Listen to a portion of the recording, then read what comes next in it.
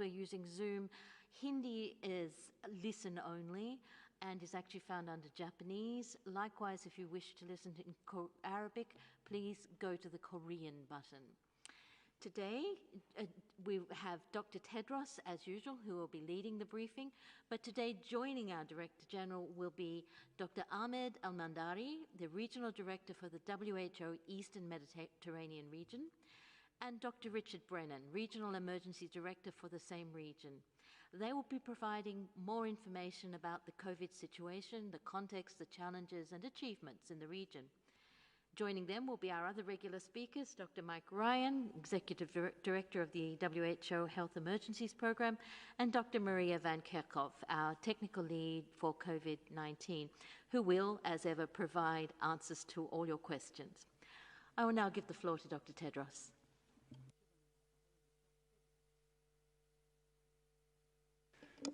Thank you, Margaret. And I would actually like to use this opportunity to thank Tariq. He has been moderating, as you are now, for more than 70, I think close to 74 times, actually. So I'd like to thank him, and also thank you for joining on July 1. I would like to say to one of our colleagues here happy Canada Day, July 1.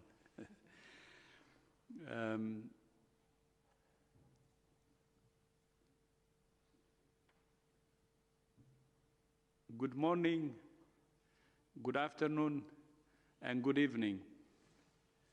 More than 10.3 million cases of COVID-19 have now been reported to WHO, and more than 506,000 deaths. For the past week, the number of new cases has exceeded 160,000 on every single day. 60% of all cases so far have been reported just in the past months. We will never get tired of saying that the best way out of this pandemic is to take a comprehensive approach. Find, isolate, test, and care for every case, trace and quarantine every contact, equip and train health workers, and educate and empower communities to protect themselves and others. No testing alone, no physical distancing alone, no contact tracing alone, no masks alone. Do it all. Countries that have adopted this comprehensive approach have suppressed transmission and saved lives. Flare-ups are to be expected as countries start to lift restrictions.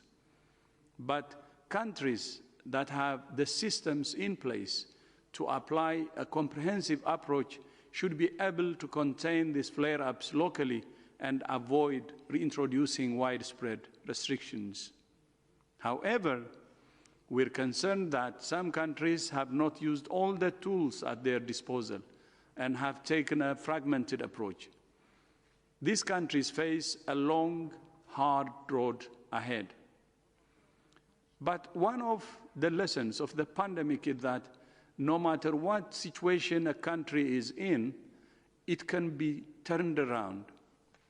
It's never too late. As you know, in March, Italy and Spain were the epicenters of the epidemic or the pandemic. At the peak of its epidemic, Spain had almost 10,000 cases a day, and Italy had more than 6,500 cases. But both countries brought their epidemics under control with a combination of leadership, humility, active participation by every member of society, and implementing a comprehensive approach. Both countries faced a daunting situation, but turned it around. The fastest way out of this pandemic is to follow the science and do what we know works, the comprehensive approach. Today and tomorrow, WHO is holding a second research and innovation forum, bringing together more than 1,000 scientists from all over the world to take stock of the progress made so far, to discuss new research questions and knowledge gaps, and to define research priorities for the remainder of this year and beyond. Research and innovation have played a vital role since the beginning of the pandemic, and even before. In January, WHO published the first protocol for PCR testing for the new coronavirus. In February, we brought together hundreds of researchers from around the world to identify research priorities. In March, we launched the Solidarity Trial, a large international study to find answers about which therapeutics are the most effective. And in April, with the European Commission and multiple other partners, we launched the Access to COVID-19 Tools Accelerator to catalyze the development and equitable allocation of vaccines, diagnostics, and therapeutics. This pandemic is a scientific challenge, but it's also a test of character. We must act in the interests of global solidarity and our shared humanity. We have a shared responsibility to ensure that all people have access to the tools to protect themselves, especially those who are most at risk. Although the pandemic is global, there are differences in the experience and approach of each region and country. Over the next few weeks, we plan to feature a different region regularly to highlight the challenges in different parts of the world and the lessons we're learning. Today, we're starting with the Eastern Mediterranean region, comprising much of the Middle East and North Africa, which is the third most affected region globally, after the Americas and Europe. Today, I'm delighted to be joined by Dr. Ahmed Al-Mandari, WHO's Regional Director for the Eastern Mediterranean, and Dr. Rick Brennan, the Director of the WHO Health Emergencies Program of the region, to talk about their experience and challenges. Dr. Al-Mandari and Dr. Brennan, welcome both of you, and thank you for your time today. And Dr. Ahmed Al-Mandari, you have the floor.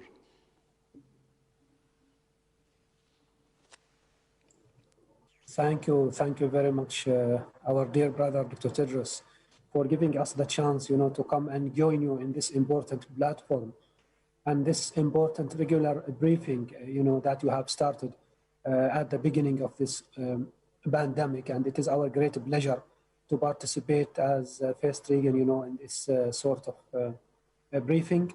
And if you all accept, I'm going to give my talk or briefing in Arabic.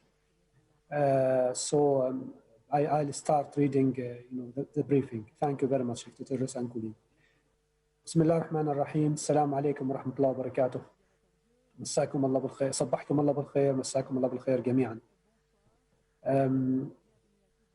يواجه العالم مرحلة حرجة بعد وصول عدد الإصابات بمرض كوفيد-19 إلى 10 ملايين حالة على مستوى العالم، وإلى 1,000,000 حالة على صعيد إقليم شرق المتوسط.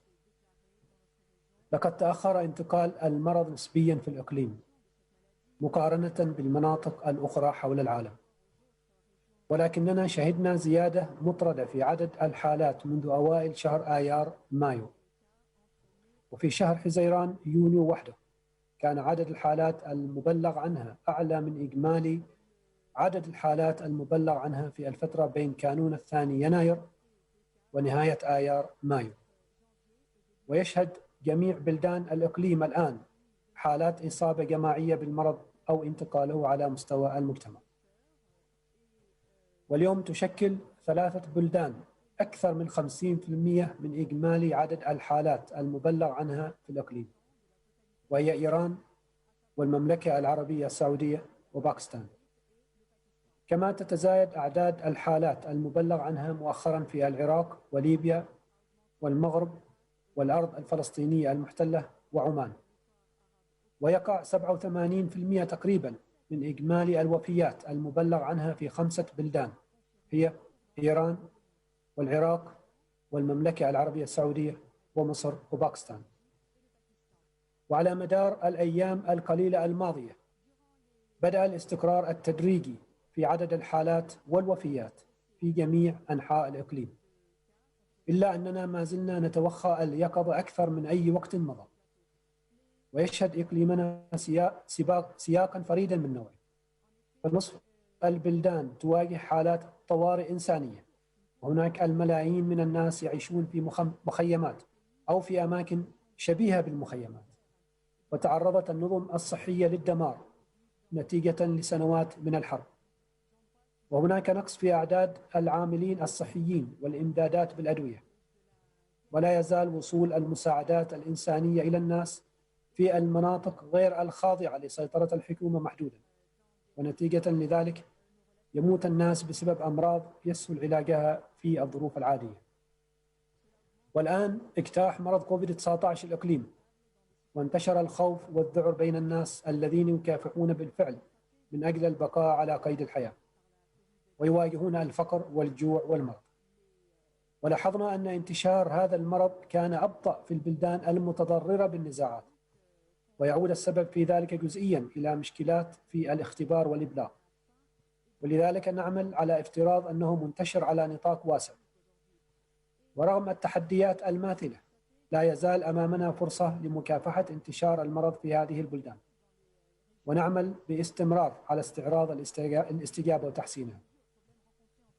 ونشعر بالقلق إزاء السكان الذين يعيشون في المخيمات والمعرضين لخطر شديد، ونتابع بعناية مع الشركاء والسلطات الوطنية الحد من التحركات الخارجية والداخلية وتطبيق تدابير المكافحة الأخرى. وحتى الآن لم تحدث أي فاشيات كبرى بين الأشخاص الذين يعيشون في المخيمات، ويمكن اعتبار ذلك نجاحا، ولكننا نواصل توخي اليقظة التامة في هذه الأماكن. فلدينا عدد كبير من العمال والمهاجرين في إقليمنا، وفي بعض البلدان نرى معدلات إصابة بأعداد كبيرة بين هذه الفئة المعرضة للخطر. ونتعاون مع الشركاء والسلطات الوطنية على ضمان حماية المهاجرين وتلبية احتياجاتهم. إن إقليمنا الآن في مرحلة حرجة، وفي حين تبدأ البلدان في تخفيف القيود هناك خطر حقيقي يتمثل في استمرار زيادة الحالات حتى في البلدان التي يبدو فيها الوضع الآن مستقرا. ونواظب على تنقيح الإرشادات التي تضعها المنظمة مع تطور الوضع، ونعمل عن كثب مع الحكومات والشركاء للحد من المخاطر الناجمة عن تزايد أنماط انتقال العدوى. ونحن على اتصال دائم بوزراء الصحة للوقوف على التحديات والاحتياجات وبحث سبل زيادة الدعم، ولكن البيانات المحدودة المبلغ عنها من العديد من البلدان تحول دون تمكننا من تكوين صورة كاملة عن الوضع الراهن، وتؤثر على قدرتنا على وضع توصيات راسخة قائمة على تحليلات مسندة بالبيانات.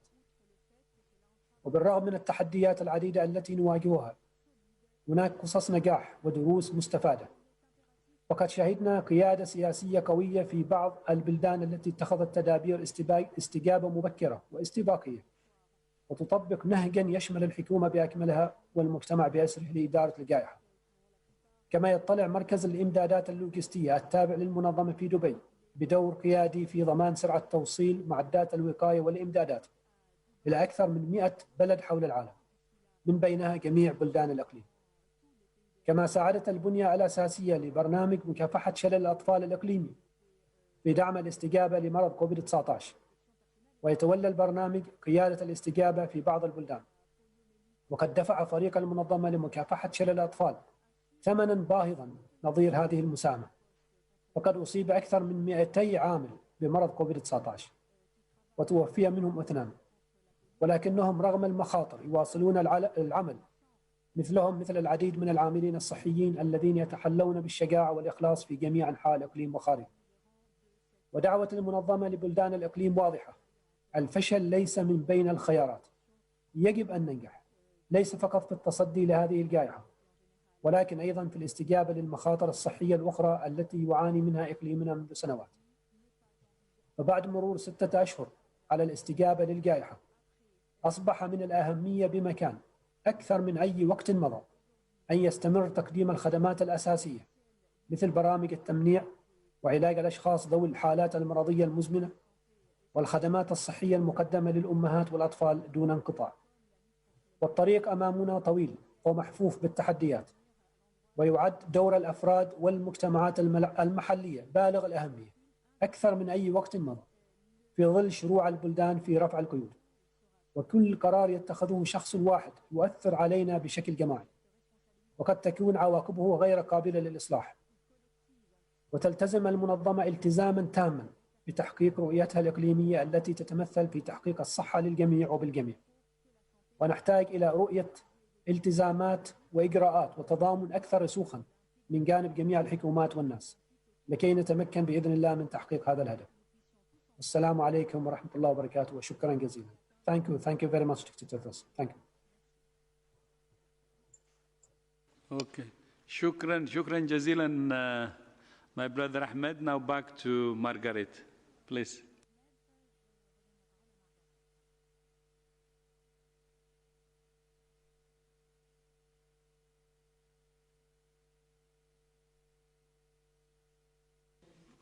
Oh, sorry, not working? My apologies. Thank you very much. I understand Dr. Al-Mandari will not be able to stay for long, but Dr. Rick Brennan will be available to answer questions about the Eastern Mediterranean region.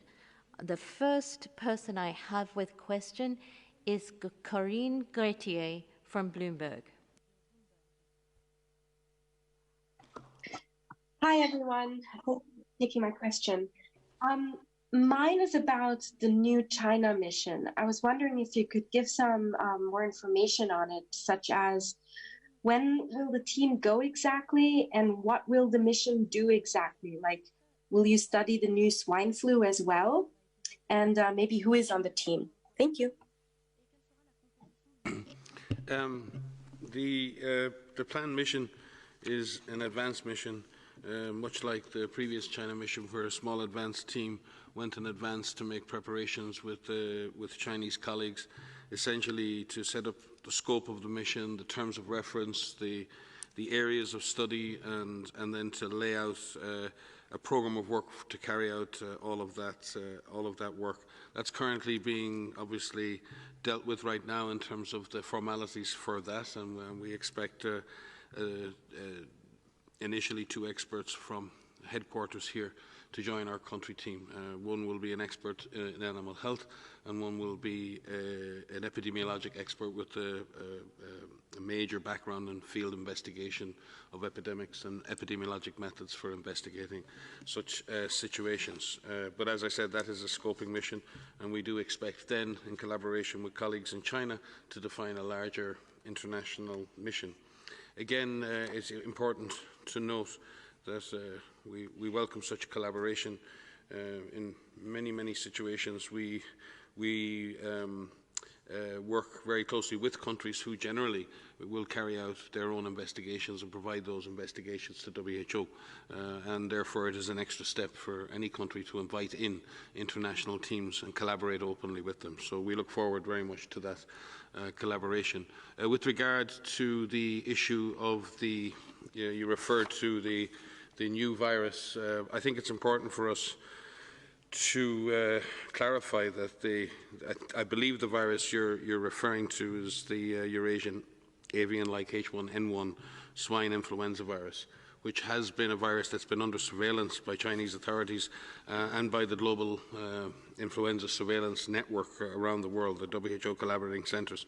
It's been under surveillance since 2011, and in fact the most recent publication is a publication of all of that surveillance data over that time, and obviously reporting both on the evolution of that virus within the swine population, but also in terms of occupational exposures to workers over that time. It's very important work, and it's work that is, again, carried out in collaboration with the WHO Collaborating Centre at China CDC, the other collaborating centres around the world, including the WHO Collaborating Centre for Influenza at CDC in Atlanta, and again shows the vital importance of the global influenza surveillance and response system, the WHO Collaborating Centre Network, who keep these viruses under constant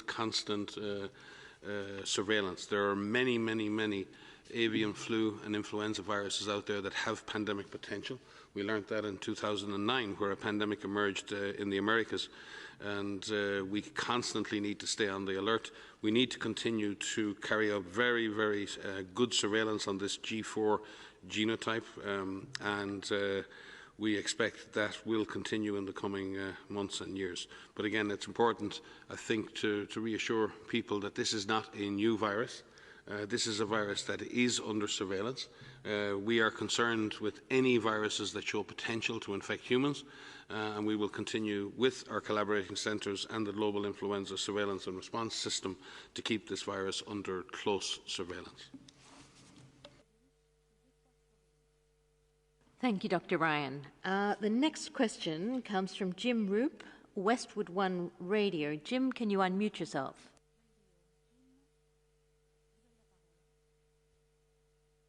Yes, thank you very much, and hello, everyone.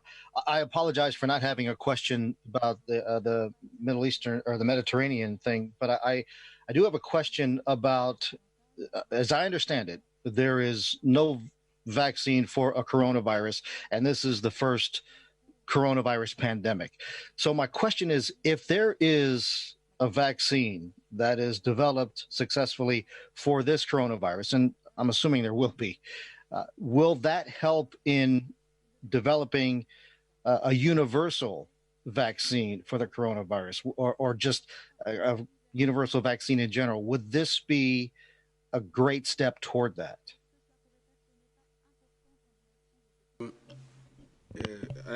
Universal vaccines against respiratory pathogens are really the holy grail of our long-term hopes. We've spent many decades thinking and hoping for a universal vaccine against influenza, and that has not been achieved, although much work is currently underway to develop such a universal vaccine. That work is funded by many agencies around the world, including the Bill and Melinda Gates Foundation.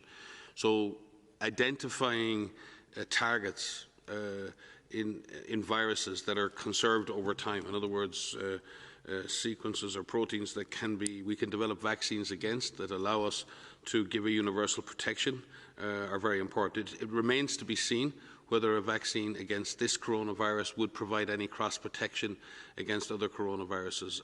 Many of the vaccines being developed are being developed against the surface proteins of the virus. There is constant variation in those proteins, and therefore we would hope that the vaccines that are developed will be effective against this strain of the virus. It remains to be seen whether that would provide any cross protection, and I would imagine, given the long-term threat presented by coronaviruses and what we see out there in nature, that the long-term pursuit of more universal vaccines against SARS coronaviruses should be a long-term objective in the vaccine development community. But for now, we deal with SARS-CoV-2, and what we do need is a safe and effective vaccine against this virus. And as you know, many products are currently in the pipeline, many now in clinical trials. We hope that such vaccines will be, number one, effective, number two, safe, and number three, will be accepted by people around the world and be available for everyone who needs them. Those outcomes are not a given, and we have a lot of hard work to do in order to be able to achieve that. But yes, the pursuit of universal vaccines is a very positive idea, but as I said, it's easy to say, it's hard to do. We're many decades into influenza control, and we're still not close to having universal vaccines against that virus. Thanks, Mike. Just to add, to say that I think this is a very good question, and it's a good opportunity to say that the work on vaccines for SARS-CoV-2, the virus that causes COVID-19, began even before January 2020 with the development of vaccines for SARS-CoV-1 and for MERS. And so the work that began there was building the research capacity, building the techniques and the technologies that could be used to advance vaccine development as a whole. And so in January 2020, we didn't start from scratch. We had a new virus, we had a new pathogen, And being able to know what that is triggered our work into focusing on SARS-CoV-2, as Mike has just said. But the collaborations that began with scientists all over the world, with manufacturers, with production companies, that started before, and now we've enhanced that, now we've accelerated that. Working towards a vaccine that is safe, that is effective, and that is available for those who need it. But I think we should pay homage to the people who have been working on coronaviruses for decades. There are a number of coronaviruses that circulate, and so those that did the hard work for SARS-CoV-1, those that are doing the work for MERS, because MERS is still circulating in the Eastern Mediterranean region and other countries as well. Any advancement we can make for a coronavirus vaccine will get us closer to a vaccine for any coronavirus that emerges. Hopefully this work will pay off in the long run. Thank you, Dr. Van Kerkhove and Dr. Ryan. So the next question we have is from Emma Fage from Reuters. Emma, can you unmute yourself and go ahead? Good afternoon. I wanted to ask a question from the Eastern Mediterranean region, please. The director referred to limited data, and I was just wondering if he could elaborate on what he meant by that. Did you mean that the region is not testing enough, or it's not providing enough data? Please could you clarify? I think this. Would you kindly answer that question? Thanks very much. Thank you for the question. I think it's actually a combination of issues. As Dr. Al-Mandari said, we have 9 or 10 countries in the region with humanitarian emergencies, and they have very weak health systems, do still not have sufficient testing capacity built, and we are working with them to strengthen that testing capacity. I think also there are some other gaps in the availability of data not being readily available, but we are working with each of the countries to do that. I think what we have seen is across the region a very strong effort by most of the countries to expand their testing. And as we look at the patterns of increase in the number of cases and the increase in the number of deaths, that has coincided with the increase in testing. But we still, as the Director General himself said, we all know what works. We need to be scaling up all those public health interventions that we know are effective, and testing is critical to that. So we still need more testing at subnational level, and we are working very, very hard with each of our member states on that particular issue. Thank you, Dr. Rick Brennan. And we have no further answers in the room. So the next question will come from Donato Mancini from the Financial Times. Donato, can you unmute yourself and go ahead? Hello, can you hear me? Very well, please go ahead. Hi, good afternoon. WHO has spoken a lot about equitable access to medicines, especially during this pandemic. So do you view U.S. moves to hoard virtually all remdesivir through September with concern? Yeah, we're aware of the reports in the media around this purchase or procurement of remdesivir stocks, and we're obviously working through our colleagues and our partners in the Access to COVID Tools Accelerator to clarify and verify this report. Obviously, there are many people around the world who are very sick with this disease, and we want to ensure that everybody has access to the necessary life-saving interventions. But as I said, we will reserve our commentary until we have verified the exact nature of the contracts. But also, we are also aware of other arrangements being put in place for sub-licensing and manufacturing in other countries. So let us look at the issues. Let us look at the implications of this. But certainly, yes, we can restate we are fully committed as an organisation and with our partners to equitable access to life-saving interventions. Thank you very much, Dr. Ryan. The next question comes from Agnes Pedrero of AFP. Agnes, can you unmute yourself and go ahead? Yes, hi, hello, do you hear me? Very well, please go ahead. Je vais poser la question en français. Cette semaine, l'armée chinoise a annoncé l'autorisation d'utiliser un vaccin au sein de ses militaires. Je voulais savoir si vous étiez informé du vaccin et la première utilisation générale d'un vaccin. Voilà, si vous avez des éléments sur ce vaccin.